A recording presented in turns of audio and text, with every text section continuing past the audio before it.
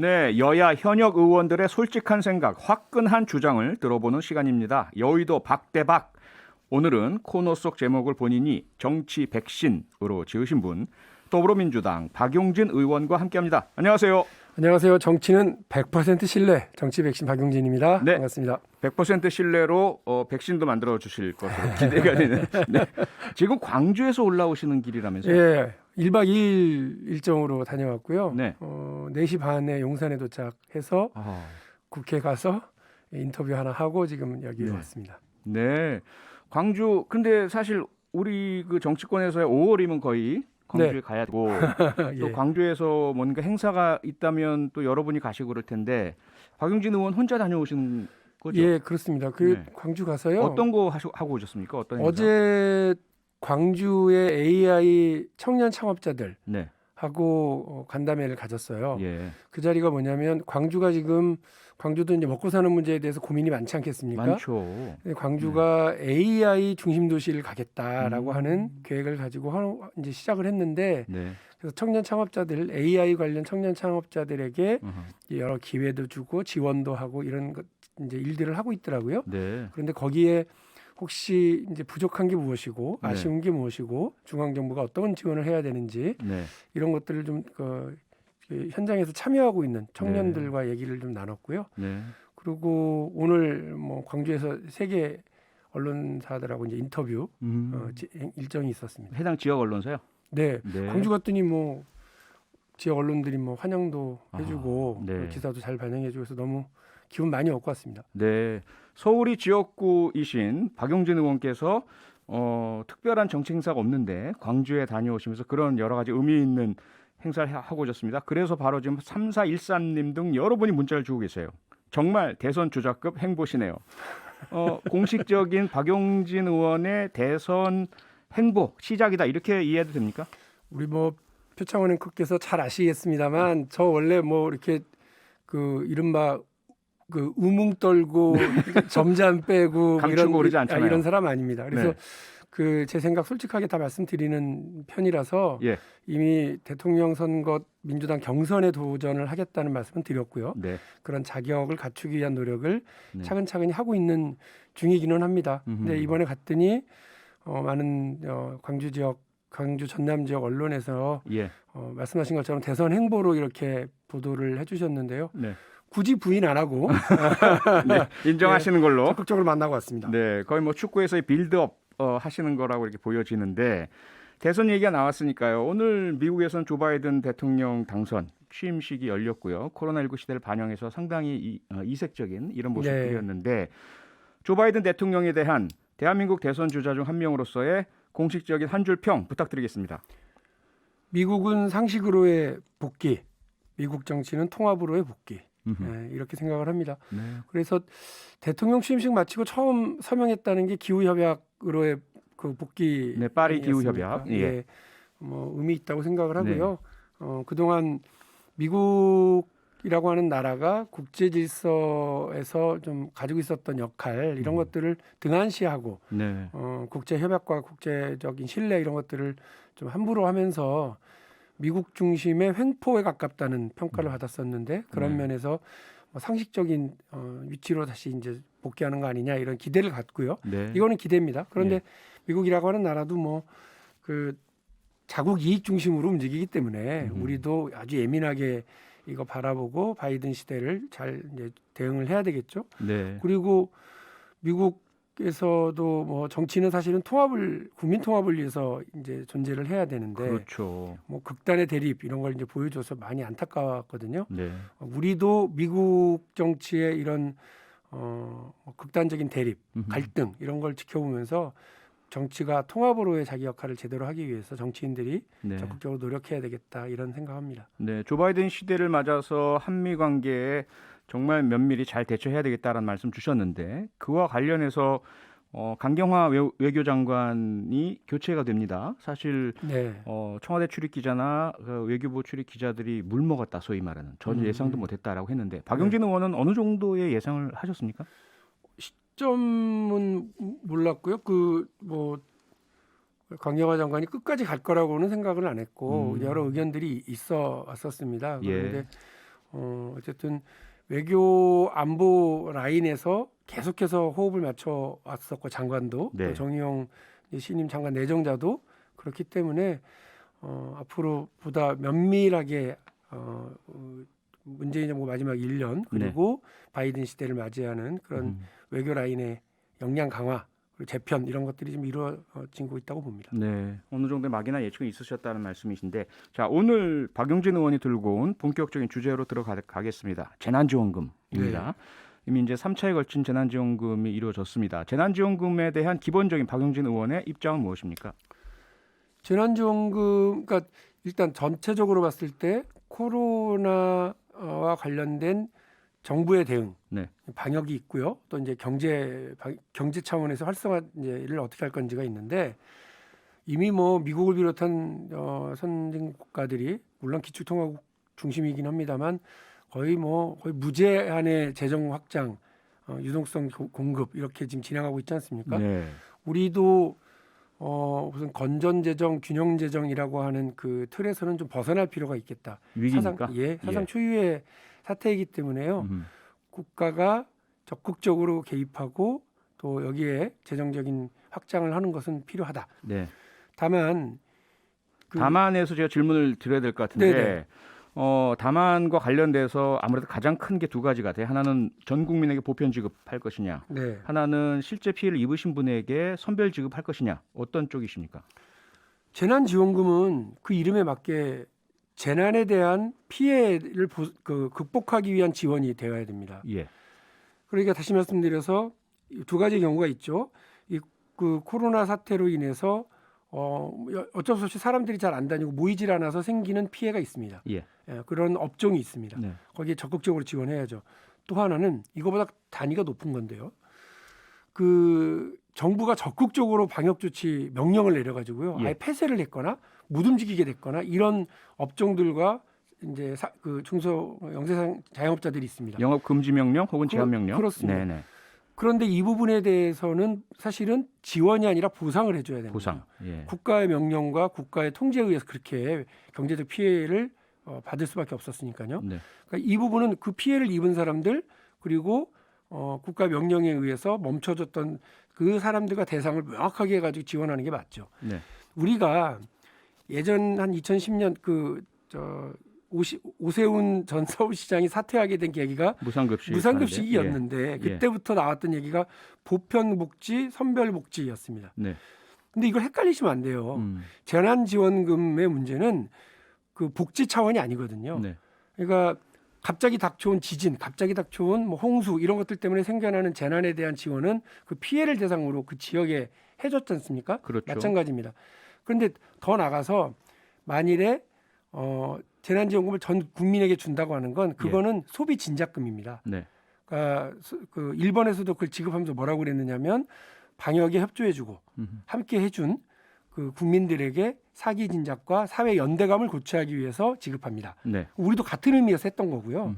그래서 그런 문제를 머뭇거릴 필요는 없다고 봅니다. 그러나 재난지원금이라고 이름 붙여서 할 거면 정확하게 피해를 입은 사람들에게 집중적으로 해서 그분들에게 지금은 재난지원으로 나중에 네. 법이 만들어지면 보상으로 네. 하는 것이 맞다고 중요하다. 봅니다. 그런 연장선상에서 대선 행보를 하고 이제 시작하신 그 박용진 의원의 잠재적 경쟁자 이재명 경기도지사가요. 경기도민 전체에게 10만 원씩 드리는 재난지원금 결정을 어제 최종적으로 했습니다. 네. 여기에 대해서는 어떻게 생각하십니까? 조금 더 고민을 하셨으면 어땠을까 하는 생각. 당에서도 아마 이렇게 좀 재고를 해달라 이렇게 전달을 했었을 것 같은데 검토를. 그러니까 어쨌든 도지사의 책임이니까 예. 역할 자기 책임이니까 결정을 하시겠지만 그리고 도의회에서 최종적으로 승인을 이제 받아야 되겠지만. 박용진 의원의 개인적인 의견은요? 네, 제 의견은 이게 지금 아까 말씀드린 것처럼 재난지원금 성격으로가 아니라. 네. 소비 진작금, 사회 연대금이라는 거잖아요. 그런데 지금 울산과 부산 중구기장군 그리고 해남군 그다음에 정읍시 이렇게와 경기도가 지금 이렇게 방침들을 밝히고 있는데 네. 일단 걱정은 방역은 소비 진작이라고 하는 측면에서는 방역하고는 약간 이제 그 결이 좀 다른 네. 이런 문제가 하나가 경제 있죠. 활성화 차원이겠죠. 예. 그리고 이제 두 번째로는 이게 이 소비 진작과 연대적 차원에서로 경제 활성화를 위한 거라고 한다면 네. 중앙 정부에서 적극적으로 하고 음흠. 한꺼번에 같이 진행해야 되는 것이 맞지 않냐. 중앙 정부와 함께. 네, 그리고 그야말로 확 밀어줘야죠. 네. 중앙 정부하고 자치단체하고 협의해서. 음흠. 근데 그 시기가 아닌데 그거를 그렇게 한다라고 하면 사실 그러면 다른 그러니까 경제 여력이 없는 재정 여력이 좀 없는 다른 그 시도 같은 경우는 네. 여기서 어떤 상대적 박탈감 이런 것들 좀 느낄 수 있지 않냐. 그러면 사회 전체의 연대 간 균형감은 어떻게 해야 되는지 고민이 하나가 지역 간 불균형. 예, 그게 하나가 있고요. 그다음에 그 또 세 번째로는 기본소득과 이 재난지원금을 자꾸 이렇게 엉켜서는 안 된다, 혼동해서는 안 된다. 네. 기본소득은 그야말로 우리 사회의 새로운 계약입니다. 그래서 어떻게 재정을 마련할 건지, 어떻게 그동안은 일하지 않는 자에 먹지도 말아야 했는데 네. 일하지 않는 사람에게도 소득을 지원한다라고 하는 이런 철학적 변경, 네. 국가 사회 공동체 전체의 새로운 계약 이런 문제이기 때문에 재난지원금을 일시적으로 이렇게 지급하는 것과 이게 이거 철학적으로 혼동해서는 안 되겠다는 생각이 있어요. 그래서 이게 좀 방역 조치가 좀 끝난 뒤에, 근데 곧 좀 안정화가 좀 들어설 것 같은데 예. 그때 중앙정부 차원에서 과감하게 한꺼번에 같이 하는 것이 네. 그리고 거기에 각 시도에서 조금씩 얹어서 더 주는 방식이라고 한다면 그것이 더 좋지 낫겠다. 않을까. 우리 사회 전체를 봐서는. 네. 한마디로 요약하자면 어제 최종 결정을 내린 이재명 경기도지사의 10만 원 도민 지급 결정은 섣부르고 조금은 문제가 있다. 이렇게 이해해도 되겠죠? 저로서는 이런 뭐 섣부르다는 말씀보다는 예. 검토를 하셨겠습니다만 그 부분과 관련해서 이렇게 아쉬운 측면이 있다는 아쉬운 말씀을 측면이 드립니다. 있다. 네, 여기까지 듣고 광고 듣고 다시 와서 이야기 이어가겠습니다. 네, 현역 국회의원 여야 의원의 솔직하고 화끈한 이야기 들어보는 여의도 박대박. 오늘은 더불어민주당 박용진 의원 차례입니다. 네, 재난지원금 관련한 이야기를 하다가 광고 듣고 왔는데요.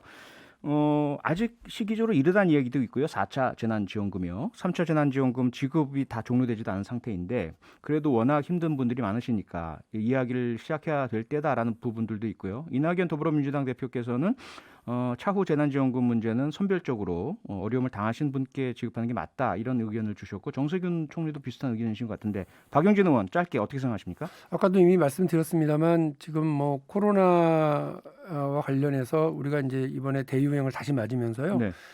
강제적으로 다 멈춤시키고 5인 이하 집합금지, 뭐 5인 이상 집합금지, 네. 그리고 9시 영업 종료 이거 다 강제적으로 하고 있지 않습니까? 네. 그런 면에서 보면 이 피해 업종들이 사실 분명해지고 있기 때문에 네. 이분들에 대해서 그냥 이렇게 적은 수위가 아니라요 과감하게 좀 지원하는 조치가 저는 있어야 된다고 생각합니다. 네, 있어야 된다. 네. 네. 그리고 박용진 의원 나오셨으니까 이 얘기 안 할 수가 없는데 지금 특히 개미 투자자들, 동학개미 여러분께서는 이 공매도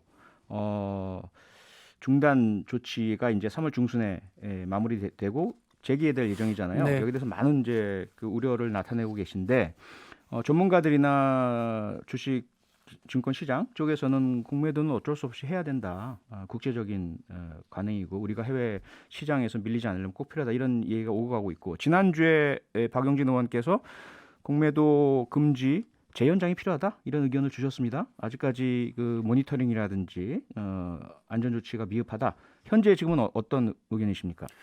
지금도 마찬가지입니다. 전제가 있는 금지 연장 입장이고요. 다만 뭐 말씀하신 것처럼 저는 공매도 제도를 폐지하자라고 하는 의견에 동의하지는 않습니다. 네. 그리고 제가 주식 공부는 하나도 안 했지만 공매도 공부는 요즘 꽤 많이 했습니다. 예. 그 공매도에 대한 연구 결과들이 담겨져 있는 책을 봤고요. 네. 아 그렇구나 이런 순기능들 좋은 기능이 있고 가격 발견 기능이라든지 이런 것들이 있구나라고 하는 것을 쭉 봤어요. 연구 자료들을. 그러나 제가 걱정하고 있는 건 대한민국에서의 공매도 제도가 불법이 개입될 가능성이 많고 네. 또 이를 악용했을 가능성이 많은데 문제는 그 차단을 하거나 실시간으로 적발을 하는 시스템이 상당히 부실하기 때문에 네. 이 부분에 대해서 그 개미 투자자들이 피해로 이어지는 일들을 방지할 수가 없어요. 네. 나중에 적발을 합니다. 나중에 적발을 하고 사후에 조사해서 확인을 하고 처벌을 한다 손 치더라도 예. 그 공매도로 인해서 발생한 피해를 보상해 주거나 그 개미 투자자들의 손실을 뭐 대신해 주는 이런 것도 아니잖아요. 그러니까 가장 중요한 건 불법 공매도입니다. 예. 불법 공매도가 벌어지지 않도록 차단하는 기능. 음. 그냥 예방 차원에서 그 처벌을 강화했다고 하지만 공매도로 인한 이득을 생각해 볼 때 얼마든지 이런 유혹을 가질 수 있기 때문에요. 그 지금에 있는 수준이 아니라 차단하고 실시간으로 적발해낼 수 있는 시스템 네. 그리고 여러 가지 공매도와 관련된 책임 분부를 좀 명확하게 해서 증권사의 책임도 좀 명확하게 해야 되는 것 아니겠느냐. 네. 이런 부분들을 제도 개선을 반영해서 예. 그리고 어떤 로드맵으로 음흠. 공매도 제도 전체를 손봐서 갈 거다라고 하는 것도 좀 반영을 하고 네. 그걸 수립하면서 이 고민을 해야지 날짜를 3월 15일 날로 정해놨으니 예. 그날 지나고 나면 무조건 재개다. 음흠. 이런 식으로 달력 행정하는 거 예. 저는 그 금융위가 무책임하다고 생각합니다. 네, 지금 박용진 의원님 말씀을 들으시면서 청취자분들께서 질문을 막 주고 계시고요. 저도 오늘 기사들을 보니까 지금 질문과 유사한 기사들이 있던데요. 어떤 거냐면 7631님께서요. 공매도는 혹시 선거 의식하신 건 아니시죠? 평소 소신이신지 궁금합니다. 이렇게 주셨고요. 보셨겠지만 오늘 주로 경제지 중심으로 그동안 처음에 6개월 공매도 금지했다가 6개월 더 연장해서 1년간 금지했다. 그리고 그 기간 동안에 말씀하신 처벌법도 강화가 됐고 입법돼서 국회에서 통과가 됐고 그리고 금융위원회에서 공매도가 과거에는 수기로 되던 걸 전선화시켜서 반드시 기록이 남도록 했고 그리고 그런 그 시장 조성자들의 불법 행위에 대한 제한 조치를 강화했다. 필요한 조치는 다 했다. 그런데 왜 아직도 공매도를 금지를 연장하려고 하느냐? 이것은 실제로 그러한 그 경제적인 문제보다는 정치적인 이유 아니겠느냐? 4월에 서울시장 보선이 있으니까 어떻게 생각하십니까? 그래서 제가 오늘 찾아봤어요. 네. 제가 공매도 관련된 법안을 낸 게 언젠가 2016년 11월 8일이에요. 네. 그때부터 오는 4월 보궐선거를 의식해서 제가 공매도 관련해서 얘기를 했다고 하는 건 말도 되지 않는 거고요. 네. 아무리 정치인이 하는 얘기지만 이렇게 다 계산하고 주판을 튀겨가면서 하진 않습니다. 그러니까 제도 개선에 대한 의무는 금융 당국이 가지고 있어야 되고요. 네. 또 국회의원이 당연히 잘못된 제도, 불공정한 제도 이런 것들은 손보고 바로 잡는 것이 맞다고 봅니다. 다시 말씀드리지만 요즘 또 특히 확 늘어난 기미 투자자들이 대부분이요. 네. 무슨 떼돈을 벌겠다는 분들이 아니잖아요. 그렇죠. 그 용돈 좀 부모님한테 손 벌리지 않고 벌겠다고 하는 청년들, 아이들 학원비 벌어보겠다고 하는 그 우리 가정주부들 네. 해외 여행 갈 수 있을까 하고 그 자금 준비하려고 하시는 이제 은퇴자들 이런 분들의 소박한 꿈이잖아요. 네. 이 소박한 꿈을 어쨌든 우리 자본시장에 가장 그 기본이 되어야 되는 신뢰, 믿음 이런 것들이 있어야 되는데 내가 투자하고 소박하게 내가 연구해서 이렇게 투자를 했는데 느닷없이 뒤통수 맞을지도 모른다라고 하는 이 불안함, 네. 시장 참여자들의 이런 불신을 어쨌든 그 바로 잡아주는 역할을 하는 게 국회 역할이고 예. 금융당국의 역할입니다. 근데 금융당국한테 이런 공정에 대해서 얘기를 하면 금융당국은 행정으로 대답을 하고 이걸 바로 잡자고 얘기하니까 달력을 들이미는 방식으로 가는 게 이게 어떻게 네. 금융당국이 해야 될 일이겠어요. 예. 이 부분과 관련해서 차분하게 협의하고 저는 이번 일요일 정도에 예정 중인데요. 네. 제도 개선에 필요한 부분들 뭐 기자회견을 통해서라도 밝히려고 합니다. 지금 네. 준비하고 있습니다. 일요일에 밝히시겠다고 하셨는데 지금 금융위원회 혹은 네. 뭐 증권시장 시장 조성자들은 그동안 할 수 있는 건 다 했다. 개선 조치를. 뭘 더 하란 말이냐. 이런 이야기가 나오고 있습니다. 그래서 혹시 일요일에 준비하시면서 어떤 부분을 중점적으로 더 고쳐라 하실 것인지 지금 살짝 좀 이야기 좀 해주시죠. 그 사건 사고가 벌어질 때마다 금융위원회가 쭉 해왔던 얘기들이 있어요. 예. 근데 그 중에서 아직도 안 되고 있는 일들이 상당히 많습니다. 네. 그러니까 그런 면들과 관련해서 아까 말씀하셨습니다만 지금도 수기로 계속 하고 있어요. 그걸 했는데 그걸 전산화하자는 게 이 입장이에요. 근데 전산한 게 아니고 네. 그 관련 기록들을 다 잘 가지고 있어라라는 얘기거든요. 입증 책임을 가지고 있어라라고 네. 하는 얘기인데 예. 이 전산화하는 것 자체와 관련해서 그 불가능한 것이 아니라 비용이 많이 들어간다라는 음. 거고요.